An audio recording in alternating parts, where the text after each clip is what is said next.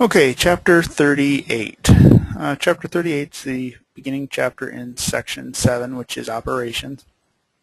Like I alluded to at the beginning of the lecture for Chapter 37, we really now migrated out of the specific patient care arena and are now looking more at how do we manage a call, or as far as scene management. This is really more of a scene management thing when it comes to getting to the scene and then transporting, in cases, certain cases, triaging patients. So in Chapter 38, we will be covering a lot of the, really, a lot of it is kind of mundane, but talking about our EMS response for the most part. So our objectives are listed in your text on 974 and 975.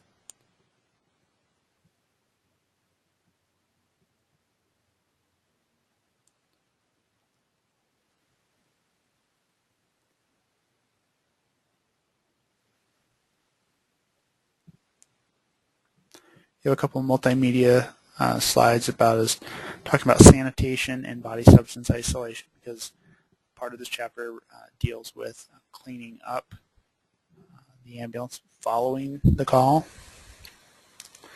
So our core concepts to cover in the chapter will be phases of an ambulance call, preparation for a call, operating an ambulance, transferring and transporting a patient, transferring the patient to the emergency department staff, terminating the call, replacing and exchanging equipment, cleaning, disinfecting the unit, and then when and how to use air rescue. All right, so for preparing for the ambulance, the United States Department of Transportation really classifies ambulances in one of about 4 significant categories. And this demonstrates those 4 categories, although the last one is not often referred to as a Type 4. Type 1 ambulance is an ambulance built on a pickup truck chassis with a box mounted on the back. A Type 2 ambulance is a extended top van chassis ambulance. And a Type 3 is a van chassis with a mounted box on the back.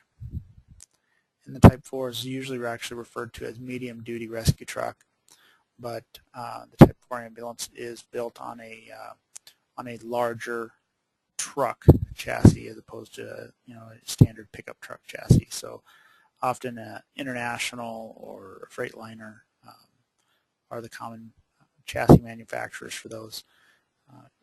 The more common chassis manufacturers for the Type 1, 2, and 3. Ford used to be the big player. Before Ford was the big player, Dodge was the big player. Most of the Dodges have gone away.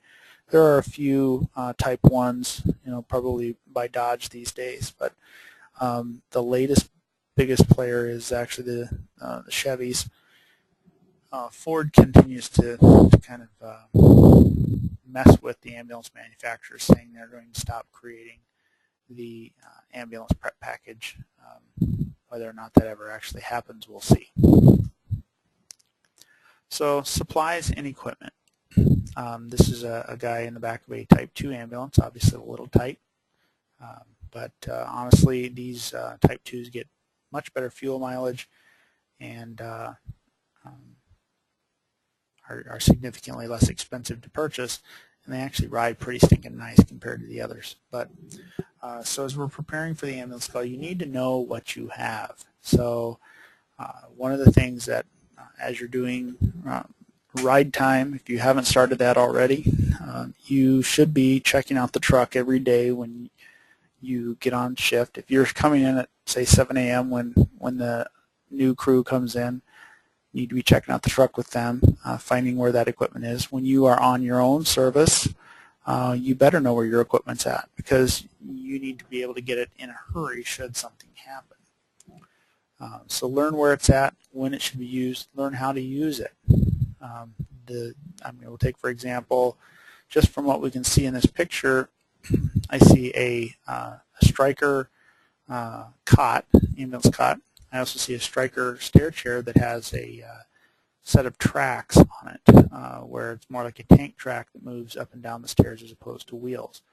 And he's got a LifePak 12 cardiac monitor. So there's some fairly sophisticated equipment in there that is not universal. There's a lot of different types and brands. In addition to knowing where it is, what it is, how to use it, you need to also ensure that the ambulance is ready to go. Each service should have a system, a checklist, a policy that dictates how to make sure that the ambulance and the equipment are ready to go for every shift. So we're looking at the readiness of the ambulances. So some things we're going to be looking at is doing the ambulance inspection and the engine off. So these are things that are really not operational, immediate operational things. Maybe that's not the best word to use there. Things that are maybe non-engine related, I guess would be a better way to go with that. It's best to actually try to test your lights with the engine running, because it pulls a lot. One of the biggest problems with ambulances is their high reliance on electricity. Most ambulances have 2 alternators to create enough electricity and 2 to 3 heavy-duty batteries in them, car batteries, to make sure that they can power everything that needs to go. So you should check the oil prior to starting the engine. Check a lot of the other fluids, such as the washer fluid, the radiator if necessary, brake fluid. Those sorts of things can be checked with the engine off. Check the tires. Check to make, do a quick check of the body to make sure that the body is in good shape. Look underneath the ambulance. Is there any leaks? Is there any puddles underneath there? Anything hanging down that looks like it shouldn't be? Check to make sure all your doors work and are operational. So those are the majority of the less dependent on the engine. When we go then to an engine on, it's part of the inspection. So we fired up the ambulance. Of course, you're going to need to have, if you've got an ambulance running inside, you're going to be creating exhaust. Make sure you have a method to get rid of that exhaust, for the simple fact that you can create a carbon monoxide leak right there in your station. Once you've started the ambulance, then you're going to check things such as, after it's warmed up a minute or so, check the transmission fluid. You would want to check all your lights, not only your emergency lights, but you would want to check your headlights, tail lights, brake lights, backup lights, clearance lights, flashers, so on and so forth. Any other lights, maybe you have fog or driving lights on your ambulance, you would want to check as well. There are scene lights on the outside of the box or the patient compartment that help illuminate the scene as you pull up on scene. Maybe you're going to check the siren and the horn. All of those things. Check the interior lighting. Check the suction unit. Make sure that that's running okay. Check to see that any batteries that are supposed to be charging are charging. Look at things such as check the radio. Do a radio check. And of course you need to inspect the patient compartment for those supplies and equipment. Hopefully this is done via a checklist. They have a required equipment ambulance, required equipment BLS ambulance checklist kind of listed in the textbook. It's very, very, very generic. So it doesn't cover everything by any means. So as you walk around the vehicle, engine on, engine off, and what information do you get from what you hear, see, and smell? I mean, there are certain fluids and whatnot that have certain odors to them. You may see them. You may hear something buzzing, something humming, something leaking, hissing. Those are all things to kind of keep in mind and pay attention to. All right, so we kind of referred to the ambulance inspections, checking it out every day, make sure it's ready to go. Everything should have, every department, every service should have specific protocols on how to do this. Volunteer services tend to be more on a weekly or a monthly basis, whereas paid services, it's usually a once per shift. So when the crew comes on, they're checking out the truck, and they're checking all of these things. So, and then probably one thing that's commonly overlooked is the truck clean and ready to go? So do we need to wash it, mop it, wipe things down? If you're maybe you're a low volume service and your ambulances get dusty inside and out. That's important things to keep in mind. All right, so receiving and responding to a call. So the emergency medical dispatcher typically is the one that will gather the information from the caller. They will assign priority and then dispatch out the EMS crews and resources, potentially with first response by other agencies. They may or may not provide pre-arrival prompts to the caller, and they usually can gather more information for the responding crews and relay that on. They may also have to coordinate with other public safety agencies. Understand, your ambulance call may not be the only incident that they're working on. Law enforcement may be out at a burglary or whatever. Fire could be out running on a dumpster fire right now. You're out on an ambulance call, and then the next town over, maybe they also use the same dispatch system, and they've got 2 or 3 things going on. So the state patrol's calling, and so understand, you're not the only one. So operating your ambulance. A number of things to keep in mind while operating an ambulance. Number 1, being a safe operator. You need to be physically fit. You need to be able to drive without other circumstances that are taking your attention away from the road. You should have, if you have any medical conditions that would potentially disable you while driving, such as maybe a seizure history, that would be important to make sure your company knows. Remember that things that are cyclic, like lights and sirens, often precipitate seizures. So if you have a seizure history, you may not be the most appropriate person to be driving. So you need to be mentally fit. You need to keep your emotions under control. You need to understand that people don't care what you're asking for, and you are asking for the right of way. You're simply asking, and in many cases the other drivers on the road will say no, and you are not immune from the rules of the road. If you run a red light, hit a car, kill somebody, you are liable, and in many cases you will be prosecuted for it. When we are given the privilege of using lights and sirens, we have to do that in a reasonable and prudent manner. So you need to understand what the laws are. You also need to understand what your local protocols are. There are many places that the rule is you drive no more than 10 miles an hour over the speed limit, or you drive, you don't run lights and sirens when you're running on the interstate. There's all kinds of different local policies on this thing. And unfortunately, lights and sirens draw a lot of people to the field, and admittedly it was one of the things that attracted me to the field, but in reality, lights and sirens are dangerous. They kill people.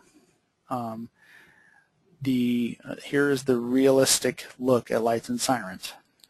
Scientifically speaking, the studies have shown that on average, if you run lights and sirens to a call versus just driving normally to a call, you will save on average 42 seconds. Not even an entire minute is saved driving hot.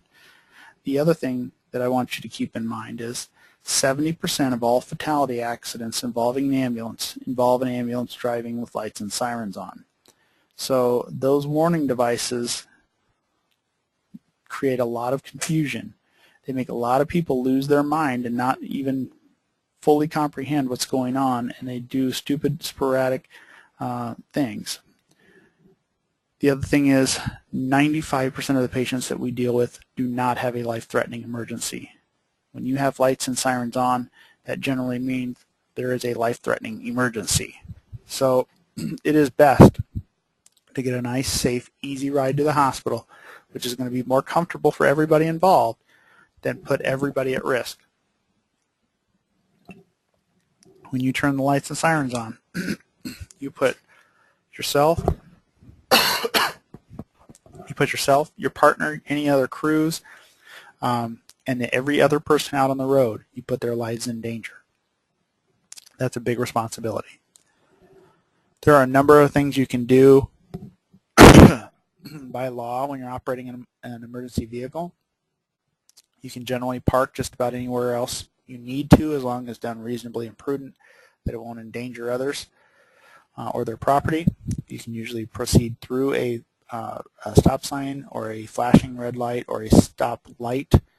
It is recommended, very, very strongly recommended, that you always stop at a red light, regardless if you have lights and sirens on, and then only proceed when you're absolutely positive that everybody has seen you and come to a complete stop.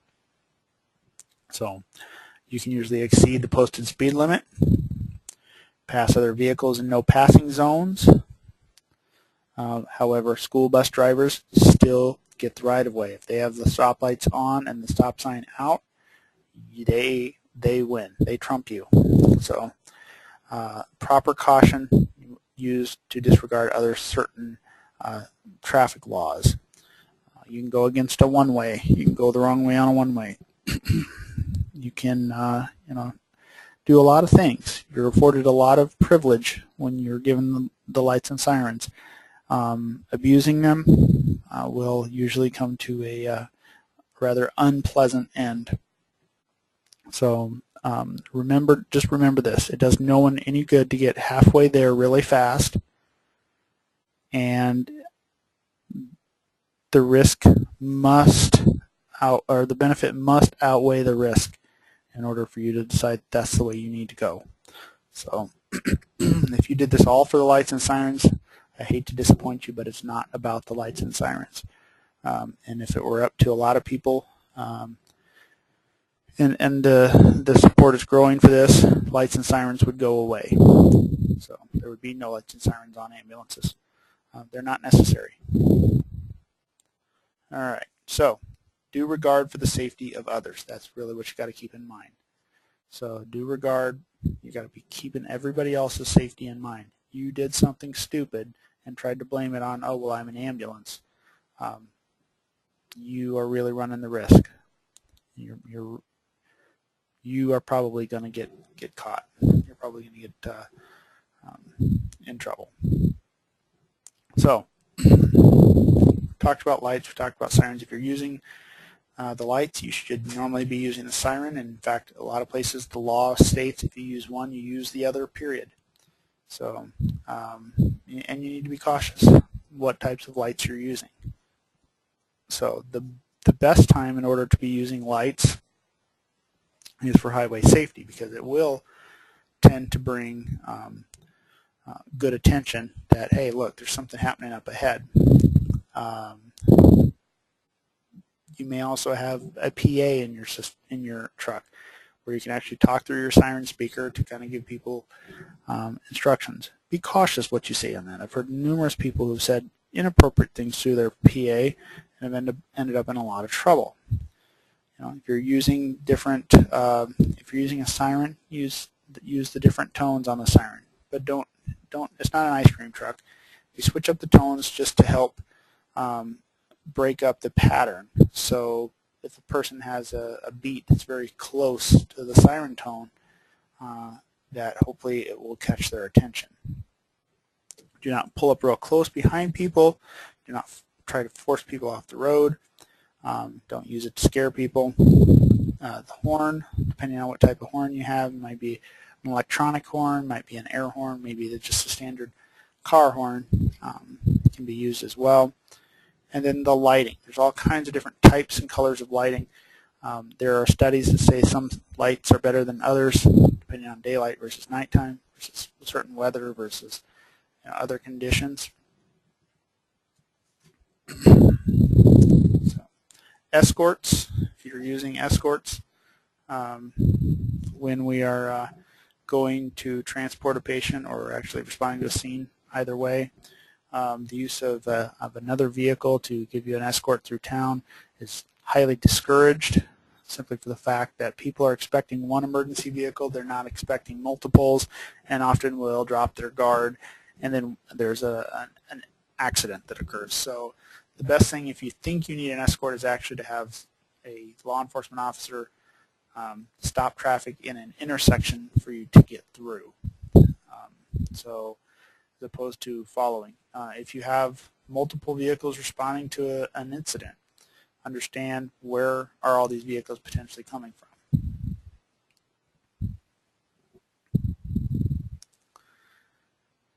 All right, and then the book has a lot of other good, important safety information in there. The number one thing you can do to protect yourself in an emergency call is wear your seatbelt. All right, so moving on to highway safety. Highway safety, keep unnecessary units and people off the highway, and avoid crossovers unless a turn can be completed without obstructive traffic. So what we're talking about here, keeping unnecessary units of people off the highway, people are gawkers. They're looky-loos. So every time they see lights and sirens, they want to know, or lights I should say, and trucks like this, they're wanting to know what's going on. I'm going to check that out. I'm going to pay attention to that and not whatever's going on in front of me. The more people, more vehicles on the highway, the greater risk. Crossovers on limited access highways. If you're trying to go down through a ditch, you're trying to go over the little, usually where the cops turn around, make sure you can do that safely. Otherwise, you may need to progress down or proceed down to the next exit and do a safer turnaround. So don't be obstructing traffic. People are going to hit you. PPE, wear your PPE, which is your personal protective equipment. They leave out the first placement of the first truck on scene. The first unit on scene generally blocks the incident by parking their apparatus upstream. So if you look at the picture here, basically kind of what they have, well, either the police car or the ambulance in the second incident there, blocking traffic, setting up cones, setting up flares, putting, making sure that the flashers stay on to help create a buffer or a barrier there. So your PPE, depending on what you are doing, what your role in the extrication is going to help indicate what you need to have on. Most EMS services have some fire protective gear that crews can put on if they are going to get into a car with a patient. We're not going to teach you in this class how to extricate people with Hearst tools and jaws of life and things like that, because that's not what your purpose is. EMTs take care of patients. We work together with fire and rescue and say, this is who we need out first. Get that person out first. They're the most critical. So it's the other crews, the other people, the other services that are going to be taking care of the actual physical extrication. So now, always, if you are on a roadway, a public roadway, you need to have on your ANSI reflective vest. And a reflective vest, most people have seen them. They probably just didn't realize what they were. They're either orange or bright yellow. They have reflective striping around. It has to be able to be seen from 360 degrees around a person. And have to have some other safety features and whatnot built into them. Most bunker gear does a pretty good job of meeting that standard, but it's all about getting seen so you're not getting hit on the road. So you got to have your vest and hopefully any other protective gear. Placing cones and flares to reducing emergency lighting. You don't need to have your light bar on while you're sitting at a scene in most cases.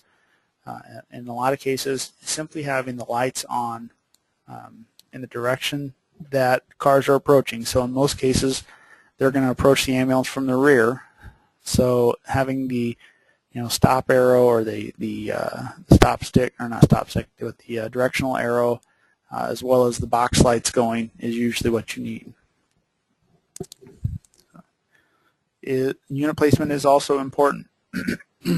It really is not best for an ambulance to be blocking, the first truck in there, blocking traffic. It's better for an ambulance to be up towards the scene where patients can be placed in the ambulance easily, and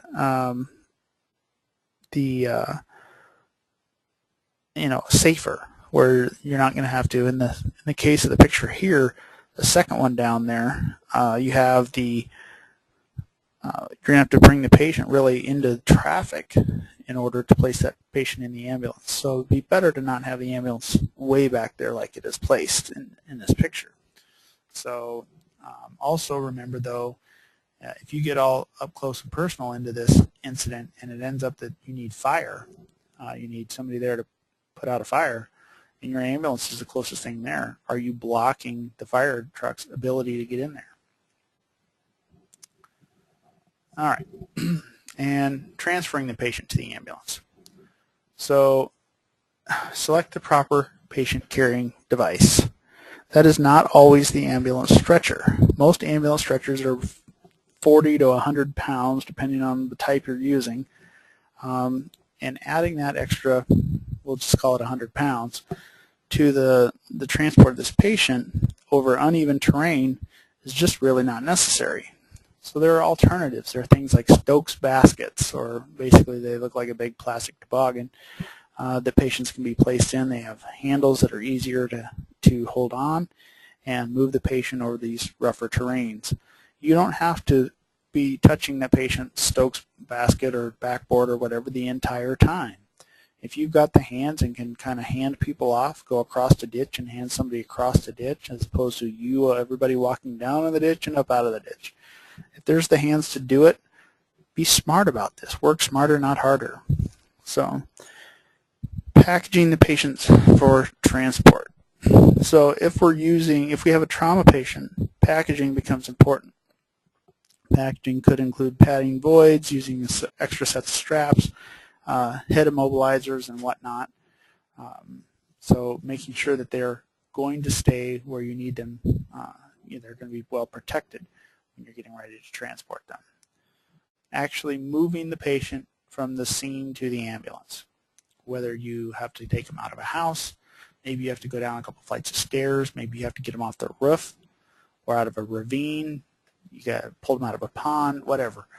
We've got lots of different potentials that the patient's going to be in, so we have to be considering how's the best way to get there. So maybe we're going to use multiple devices. Maybe we're going to have the ambulance cot on the pavement, but until we get to the pavement, we're going to carry them in a Stokes basket or something called a Reeves stretcher, or a lot of places will refer to it as a bot, the big orange thing. It's actually called the Reeves stretcher. We have alternatives. Maybe it's a scoop. We've got all kinds of potential things we can use to move patients. If we have CPR in progress, that kind of limits us on some of the devices we can use. We're going to need to make sure we put them on a firm surface, so usually a backboard gets used, even though they may not have a spinal injury. You have to secure your patients. So a minimum of 3 belts, and the OSHA standard is actually 3 belts plus the shoulder straps. So you can see the patient in figure 38.5 on 990 in your text. Has the chest strap, the abdomen strap, and the shoulder straps, and most likely they also have the leg strap going across there as well. And then loading the patient. How are you going to get the patient actually into the ambulance? Depends on what you have. There's 2 major styles of cots. The one they show in this picture on this page is an X-frame cot. That style of cot requires that you raise it to the load uppermost position, and when you pull the trigger to operate the cot, somebody has to pick those wheels up and bring them up to the bottom side of the cot, and then you push it in. There's another style cot, usually referred to as the H-frame style cot. And that H-frame, you get it up to load height, and there's a specific load position that it has to be in order for this to work. It has to be at the utmost, the very top position it can be in. And you get the top of it hooked into the ambulance, and then when you pull the trigger, you can then just simply push, and the wheels will actually come up underneath it towards the person at the foot. So it just pushes right into the ambulance. Usually it's best to have a second person to help you get it loaded that way. The nice thing about it is as it comes out of the ambulance, those wheels just almost always automatically drop down underneath it, whereas the X-frame, you have to pull the trigger and let those down. A little more on packaging the patient. This is readying them and moving them, or readying them to be moved. This could be, we have to say we have an impaled object. Packaging, part of that packaging includes bulky dressings, bulky stuff to help prevent an injury from becoming worse. I talked about padding the voids. It's securing them. Maybe it's putting them on a specific type of stretcher in order to move them. I had a couple of cases. I had a guy who had a back spasm on the roof of his house when he was re-shingling it, and it was irretractable. He couldn't get this back spasm to stop. So we had to take him off the roof of his house. So we had to rig it to a aerial ladder fire truck in a Stokes basket, put him on a backboard, put him in the Stokes, and then lower him down to the ground. Another time I had a patient, an electrician got electrocuted on the roof of a school. This was a high school with a penthouse on top of the gym. So we were several stories in the air, had to do the same thing. We had an instance in which a person building a water tower fell from his perch up in the bucket of the water tower, broke his femur, and was laying in the bottom of the bowl of the water tower. So obviously situations in which aren't going to be standard removal of most patients. So before placing the patient on the curing device, complete the necessary care for wounds, whether that includes splinting them, C-collars, backboards, whatnot. Double check some of our other devices if we need to stabilize bulky dressings like I mentioned. And then cover the patient up. Remember, one of the biggest things we do for people in shock is keep them warm. So blankets are good. Even in the summer, sometimes blankets are necessary. And don't forget to secure them. All right, protecting our patient. You got to make sure that they're secured appropriately. Minimum of 3 straps. Use the shoulder harnesses if available. That is a standard. So if you would have a horrendous crash, and the shoulder straps for very good reason. You have a horrendous crash, the patient has the shoulder straps on there, they're most likely not going to leave the cot unless the cot actually pulls away. But you just have a couple of loose straps around their chest and their abdomen and their legs. The ambulance comes to a very quick stop. That patient shoots forward off of the top of that cot because there's nothing to keep them steady. So protecting yourself. EMT is at great risk in the patient compartment. You need to make sure all your equipment is secure. There shouldn't be things laying around. Even things that are heavy like cardiac monitors. I've been in an ambulance accident and stuff flies. Everything flies. Had cardiac monitors flying around the back of the ambulance. You can have bags. You can have kits and oxygen bottles and IV pumps. All kinds of stuff that can fly around. So ambulances are more and more these days built with some of these safety mechanisms, but it's ultimately up to the service and the providers to make sure that the ambulance equipment does remain secure. Otherwise, somebody is going to get hurt. Remain seated whenever you can. Wear your seatbelt or a harness, depending on what your system is, if at all possible. EMTs in the back of an ambulance are exempt from wearing seatbelts when directly providing patient care. You're doing chest compressions or you're putting an airway in somebody, you probably aren't going to be wearing your seatbelt. If you're sitting there writing your report, talking to the patient, taking a set of vital signs, That's all stuff that can be done with the seatbelt on. And avoid unnecessary movement during response and transport if you don't have to. Now, most ambulances have grab rails all over inside them, some safety nets and whatnot, but use those mechanisms to the best of your abilities. So transporting our patient. When we go to transport a patient to the hospital, we're obviously taking them in. We've done usually the initial stabilization. Continue to assess your patient. So remember, our reassessment occurs either every 5 minutes for our unstable or 15 minutes for our stable patients. Make sure that the stretcher remains secured.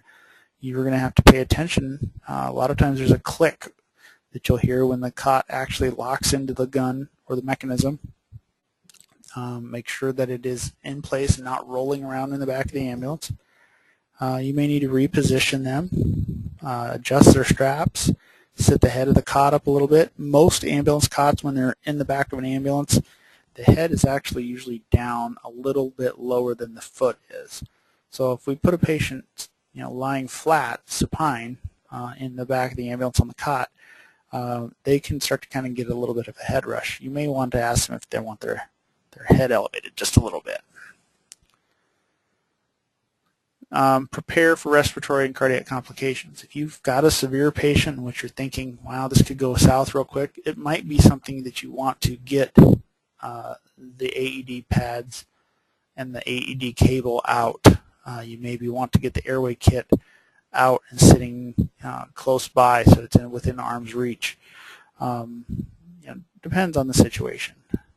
Whether you're loosening constricting clothing, you got their personal effects. Of course, you have to talk with your patient. We're not in the funeral business. 50 years ago, 2 guys showed up in a hearse, put a patient on the stretcher or the pram or whatever you want to call it, put it in the back of the hearse, and they both got back up in the front of the hearse and drove away. The patient just was, fending for themselves, and that's obviously not the way we do it in EMS anymore. Caring for that patient on the way to the hospital. Obviously notifying the hospital that you're coming in. Provide your emergency care. Continuing to reassess those things. Double check, is your oxygen still running? Is the splint still holding? Are the dressings bled through? So you may compile some additional patient information. You may do some additional treatment. Depends on the time and the hands you have. So maybe it was a critical patient on scene, you got them scooped up and headed to the hospital. So while you're en route to the hospital, you have plenty of time in many cases, and hopefully hands, that maybe we can go back and say, okay, well, we didn't splint that arm because of the criticality, but we have a extended transport time, and with that extended transport time, we're like, let's try to improve that. Let's make that better. Let's do something a little differently. So then you go to transfer your patient to the emergency department staff. A number of things obviously that have to be done. If you have a routine admission or a non-life-threatening injury, check what is to be done with the patient. Sometimes, direct admit, you're going to go up to the floor. There may be the patient may need to sign consent to even be treated. So check in with admissions, check in with the charge nurse, check in with the triage nurse to see what exactly needs to be done here. Don't just drop them in a bed and scram. So if you've got an emergent patient that's going to the emergency department, you need to provide them a verbal report. This is not the same as the radio/phone report you gave. This is the detailed report about everything you found and did with this patient. As soon as you're free from patient care, whoever took charge of the patient, whoever attended the patient, writes the report. The other crew members can be putting the ambulance back together, restocking equipment, cleaning up any blood or other bodily fluids that, or mud, snow, what have you, that may have gotten into the ambulance. It is, going to be, there's going to be some local policy and procedure, but generally the person who attended the patient to the hospital, the highest ranking person, is the one that writes the report. It should not be, the driver should not be writing the report. Somebody who sat up front or didn't go to the hospital with the patient does not write the report. It's the person who was with that patient the most, directly with that patient the most, writes the report. So if there's certain personal belongings, make sure that those get passed off to the hospital staff. And if there are things of value, it may be worth pointing out that there needs to be a little chain of custody of, say you picked up a patient that had $500 in their pocket. That's something that you're going to want to make sure is documented well, where that is and where that went. So if you have to get any things signed by the hospital staff, get that signed. And then it's usually a nice gesture if you just peek into the ER and say, you need anything else before we leave? Maybe things have changed. Maybe the patient's coded. Now they need somebody to do compressions. That's a nice gesture, is to just double check to make sure everything's good to go before you take off. Because maybe they have another question. Maybe they didn't hear what you said were the patient's allergies. All right, so terminating your call. So at the hospital, a lot of staff can be doing some of these things, cleaning up the truck, getting the equipment ready. If it's been disposable equipment, you get it replaced. If there's any specific, maybe there's a backboard that you used up and there's a backboard depot or a way that you can get a replacement backboard at the hospital, you go and get that out. Get the ambulance cot made, cleaned up, ready to go for the next patient. The bag restocked or what have you. Switch out batteries if necessary. If you use suction, replace the canisters. So there's a lot of potential things that need to be taken care of before you go back into service. Now, once in a while, we get those back-to-back calls where we're not even out of the ambulance and getting another call. And those situations, you got to kind of scurry. You got to kind of do the best you can and then get going on the next call. So once you're basically ready to go for another call, you put yourself in service, and in most cases, send yourself back to, or take yourself back to the hospital, or I'm sorry, to the station or your quarters or post or whatever you're going to use. Let them know that you're obviously in service and available, and then pay attention to things like fuel. Do we need to refuel the ambulance on the way back? Do we need to air out the ambulance because we had a situation in which maybe the patient had some respiratory issues, or maybe it was a particularly stinky call. So at quarters, I don't care for the way they put this on here, but place the badly contaminated linens in the biohazard containers. In most cases, you're not supposed to take biohazard away from the hospital. So you're supposed to either deposit it or clean it at the hospital, as opposed to taking bloody, gross blankets and sheets and towels and whatnot back to your station. You clean up any other equipment that hadn't gotten cleaned up. Usually this all should be done at the hospital whenever possible. Disinfect, obviously, your non-disposable equipment. There are going to be occasions in which you may be using specific machinery or chemicals to do certain types of disinfection, but in most cases that should be done prior to leaving the hospital. The video on sanitation, another video on body substance isolation and equipment. All right, and finally, talking about things such as air rescue, aeromedical support. This is what people think is the epitome of EMS. The reality is they do the same thing that ground ambulances do.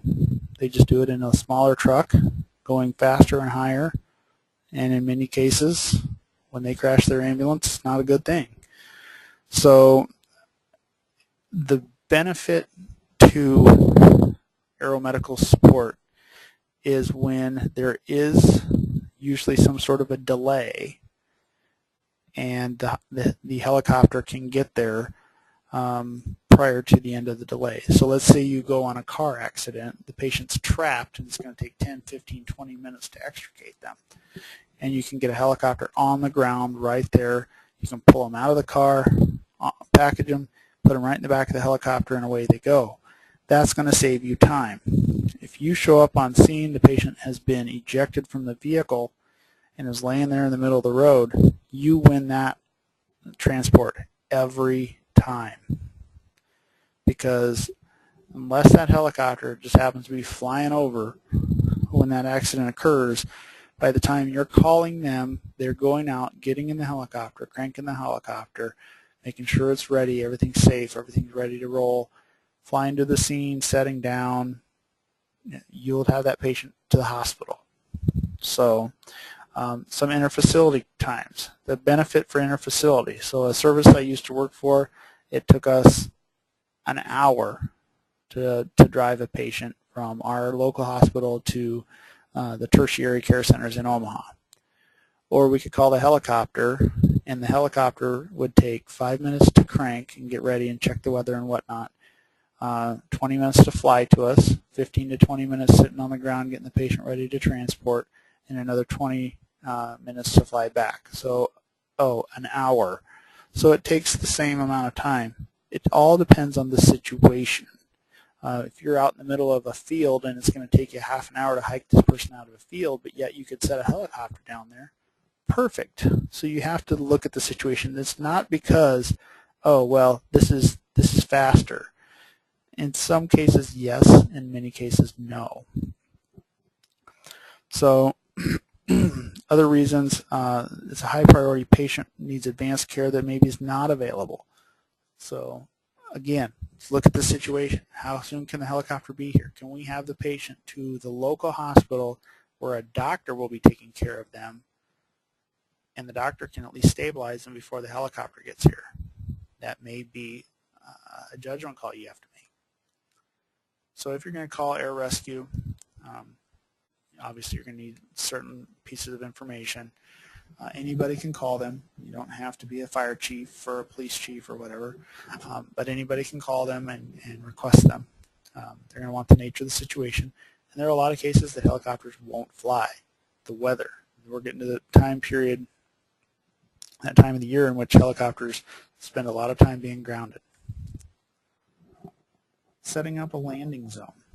So there are a lot of things to consider about your landing zone. They prefer a 100 by 100 foot square in order to land their helicopter. The terrain, preferably something up high, is better. So let them know where they're at.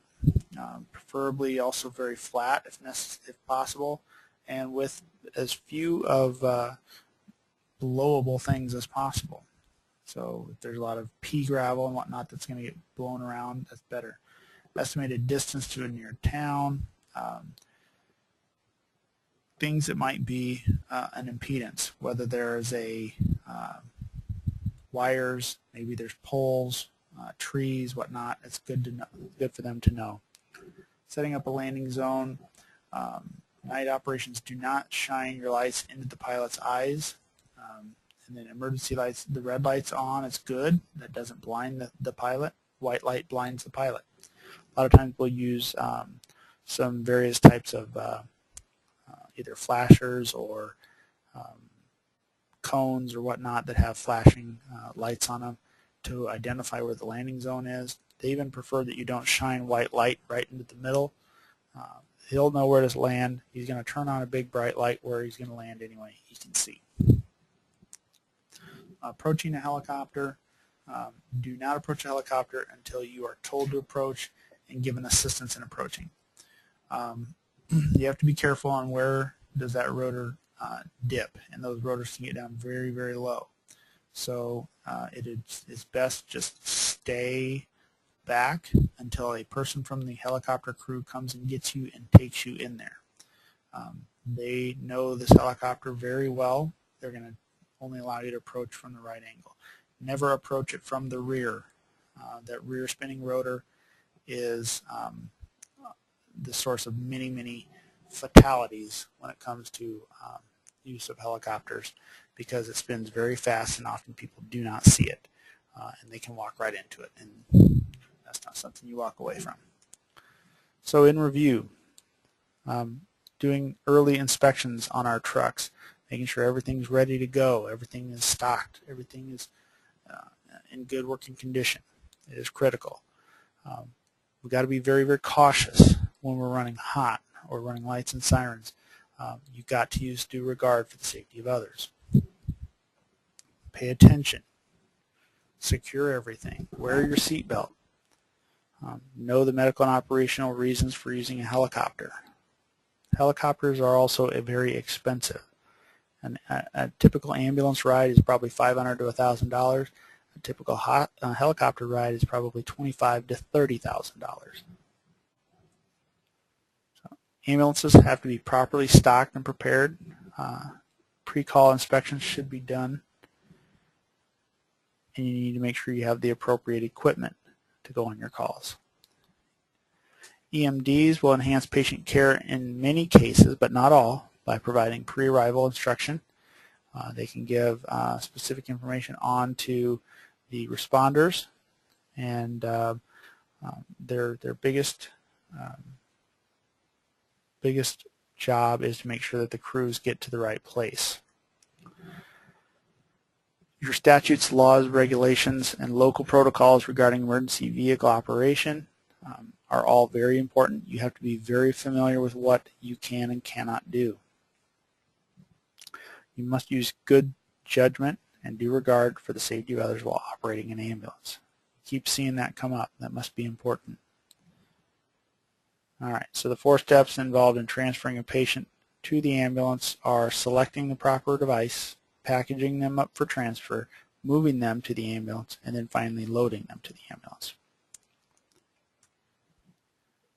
Patients should safely be secured prior to the ambulance moving. So just like anybody else who is supposed to be wearing seat belts, you may have a rule, well, a car doesn't move at home until all the seat belts are secured. That may be a policy you should consider for your ambulance. Assessment and care is going to continue through transport. You just need to be safe in the way that you approach it. Your primary concern for transfer of care is making sure that the continuation of care remains. All the pertinent information, all the pertinent details is passed on to the receiving staff. And failure to do so can be considered abandonment. So remember, that's pretty serious. Getting ready for the next call, clean up the ambulance, get the equipment restocked, refueled, whatever, as well as completing the patient care report, all very critical elements of being prepared the next time around. And then the indications for utilizing air rescue can include both operational and medical reasons. You need to be familiar with local protocols for accessing and utilizing that transport. So questions for you to consider: does the patient have a true emergency that is adversely affected by time? If not, do we need to travel unsafely? How can I park to best protect the scene and my personnel? Does my personal protective equipment match what is being worn by others? Maybe you actually are the one that's correct, though. Some critical thinking questions. What equipment should you include in a kit that you carry to the scene? How should the equipment be positioned so that you can reach it urgently if needed? And what special items, if any, should be in the kit to meet the local need? And that wraps up this one.